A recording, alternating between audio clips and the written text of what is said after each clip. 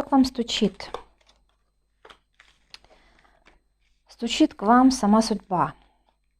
Ваш род посылает вам человека, который очень долго думал, никак не решался, долго собирался к вам, возможно, собирал деньги, возможно, просто собирался, очень долго думал. Сейчас его судьба просто выпихивает к вам. Это то, что стучит, гремит. Что гремит?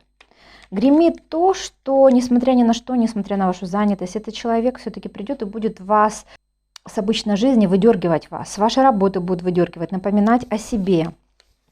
И что все-таки заходит?